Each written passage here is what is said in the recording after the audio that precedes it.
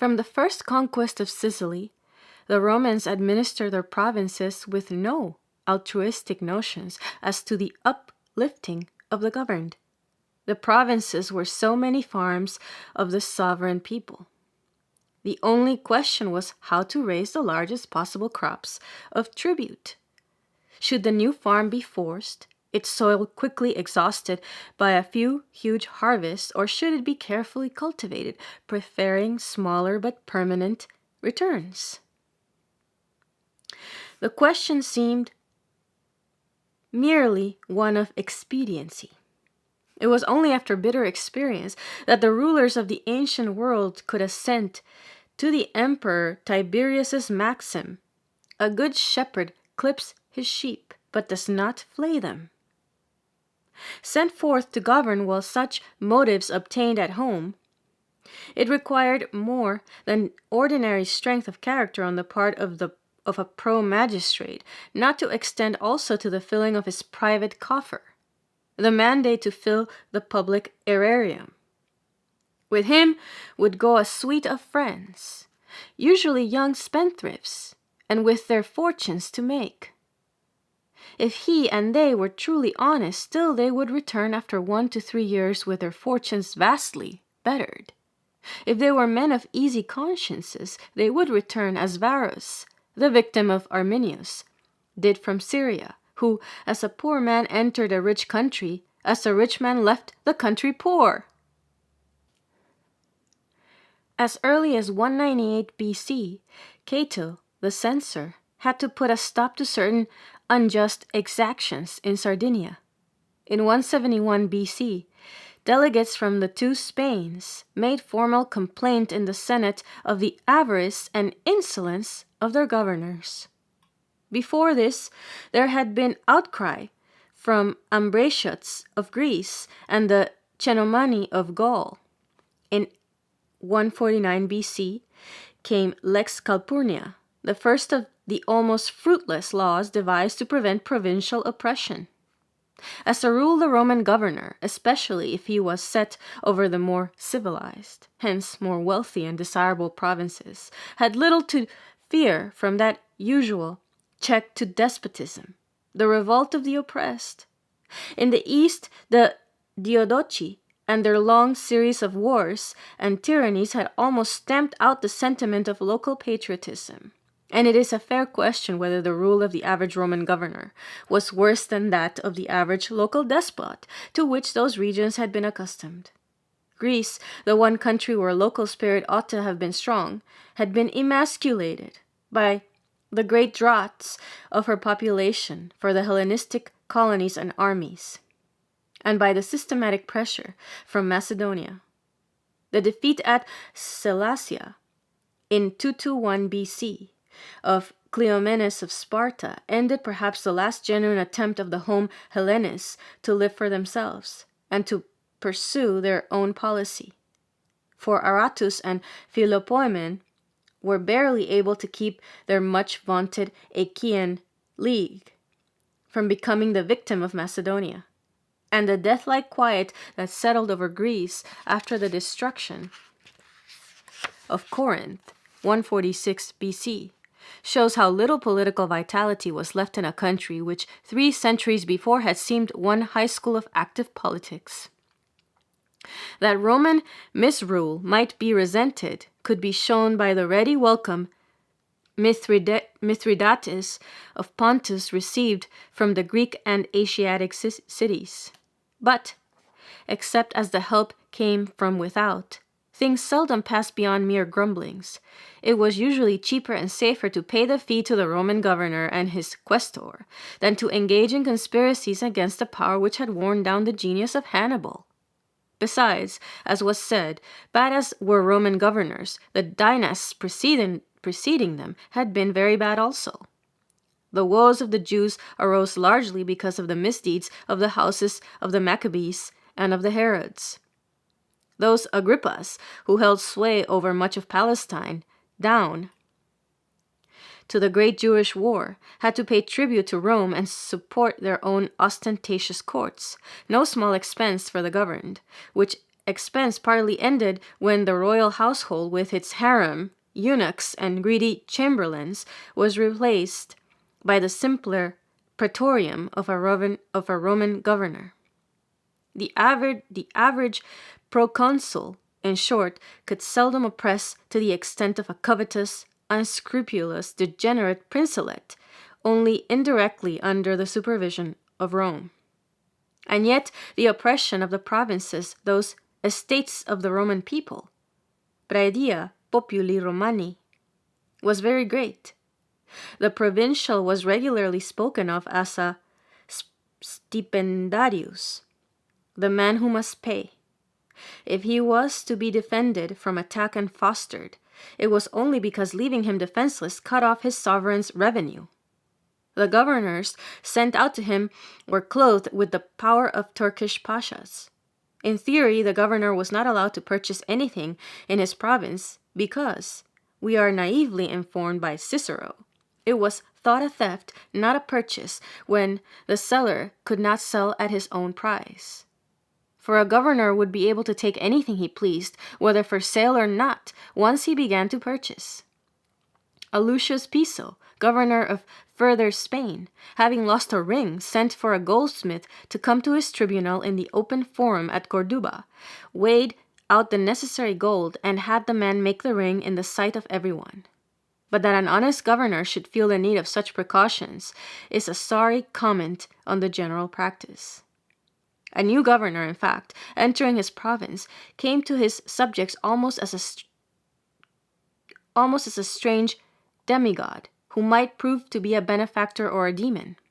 They would await eagerly his edict, his announcement of his attitude towards the dreaded tax farmers and moneylenders, and as to how he would deal with the matter of usury. Would he exact the aurum ad aedilicium, a supposedly voluntary offering sent from the provincial cities to pay for the aediles game at Rome? Finally, would he exact large fees from litigants and consistently give the judgment to the man with the freest purse? In theory, a governor was usually sent out for 1 year only, time enough to amass a fair fortune, but the supply of eligible ex-consuls and ex-praetors was so small that with a little managing at Rome the term was usually prolonged. In Cicero's day there were 2 consuls, 8 praetors, and 14 provinces, while not all of these officials would desire to go at once abroad. Verus held Sicily 3 years, Fonteius Gaul for 3, Quintus Cicero, Asia for 3, Marcus Cicero held Sicilia only 1, but he had much trouble in getting away at that time, when he wished to be in Rome, and finally had to leave a deputy. In those years, the new pasha could suck his victims and grow fat. To repeat the boast of Verus in Sicily, in the first year he could gain enough for himself, in the second enough to reward the friends who got him the office, in the third enough to silence the accusers and mollify the judges, should he be brought to trial for oppression at the end of his service. If the governor did not find mere presents from timid cities and fees from wealthy litigants sufficient, he had plenty of other means of oppression. A favorite means of inducing the money to flow out of the strong boxes of provincials was found in the quartering of troops upon them, dragonnades worthy of Louis XIV. It would sometimes be stipulated in city charters, e.g., Thermesis in Pisidia, that this should not be done without the special vote of the Senate, but not many communities were so favored. The provincials usually avoided this calamity by regular payments to their ruler. This was done by the rich towns of Sicilia, and Cicero tells how the people of Cyprus set aside 200 talents for the purpose. At Salamis in Cyprus, there was a praetor's fund, a sum appropriated yearly by the municipality to buy the goodwill of the governor. When Cicero refrained from taking it, the astonished burghers used the money for paying the city debt. The laws upon repetundae, for the recovery or punishment of sums extorted from provincials, were sufficiently numerous, but so long as the republic lasted about equally lasted about equally ineffective. The evil governor could only be attacked at the end of his period of rule, when the plunder was in the thief's possession. He was tried before a numerous jury, usually containing a large percentage of ex-magistrates as corrupt as he, or of Roman knights, who, as will be made plain, might be still more corrupt. His conviction, as a rule, depended as much on the political influence of his chief accuser, the Roman advocate who undertook the provincial's cause, as on the evidence. If he was convicted, he had usually to fear only an easy exile and a fine that was but a fraction of his plunderings. Therefore, while in power, he could wisely gamble upon immunity at the end of his office, and regard it as exceptional cruelty of fortune. As no doubt Verres did, if some Cicero, able, eloquent, and unbribable, stood across his path finally to bring him to partial justice. We hear of a good many trials for maladministration in the provinces, but except in Verres' case, it is seldom that we feel the verdict was a just one. Many guilty men were acquitted. In at least one case, an upright governor was convicted because he had not allowed his subalterns and the ubiquitous Roman tax farmers and usurers to plunder the provincials in his name. With the coming of the empire, much is changed. The emperor is wise enough to know that if the provinces are his farms, no one must grow rich from them but himself. Governors are his agents. They are given ample salaries. Let them not then steal from their employer's property. If there is a fair case against them, a trial before the Senate is certain, and the presiding Caesar will see to it that there is no undue leniency. In all of Tacitus and of the younger Pliny, we find that 27 governors were set on trial for misrule. Of these, only 7 were acquitted, perhaps justly. Under the Republic, the conditions had been practically reversed. How much could a provincial governor gain during a term of office? Fortunately, we are well informed about Cicero and his year in Sicilia.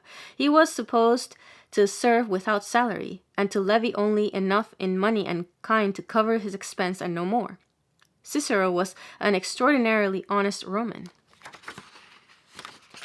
He made fair boasts of how he turned away tempting perquisites.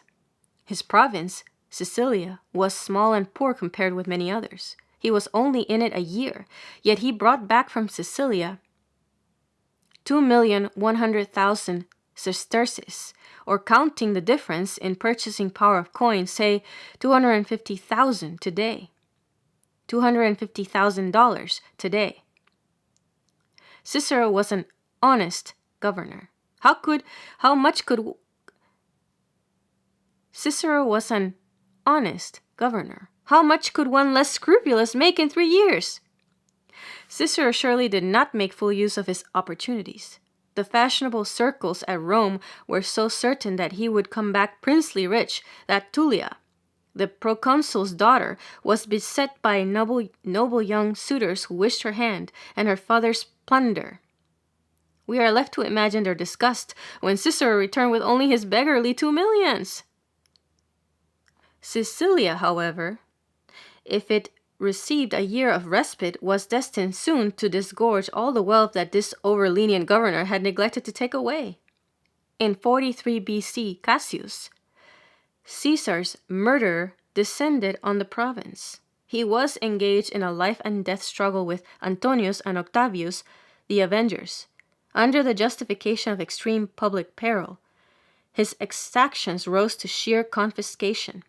At Tarsus, he ruthlessly quartered soldiers on the city folk till the huge sum of 1,500 talents had been paid. The miserable citizens sold all the public property, coined all the sacred vessels and precious ornaments in the temples, and finally, the despairing magistrates sold free persons into bondage, first boys and girls, later women and wretched old men who brought a very small price, and finally young men. Many of these committed suicide. Finally, Cassius's heart was touched. Did he have true scruples, or did he fear a desperate insurrection? He remitted a part of the contribution and presently marched away to his doom. In the great province of Asia, during the during this destructive civil war, the contributions levied by both sides were almost as merciless. It has been said that the rule of the emperors in the provinces was milder and juster than that of the republic. This is true, but all abuses were by no means at an end. In Tiberius's reign, the formidable revolt of Julius Florus and Julius Sacrovis in Gaul was directly traceable to the excessive debts of the states of Gaul, and the rebel agitators argued against the domineering and cruelty of the government, and the tribute without end and the excessive usury of the Romans. Juvenal, writing about 100 AD, again would have one feel that the very marrow is drained from the empty bones of kings, that it is folly to complain at Rome, that the governor's wife often abuses her influence, that the lictor's rods and axes are always busy, and that judgments are sold for bribes.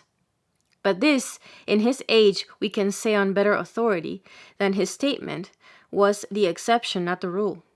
Under the early empire, the average governor was not a great extortioner, but better than that for the provincials. The still more grievous exactions of the tax farmers and Roman moneylenders were largely curbed or swept away.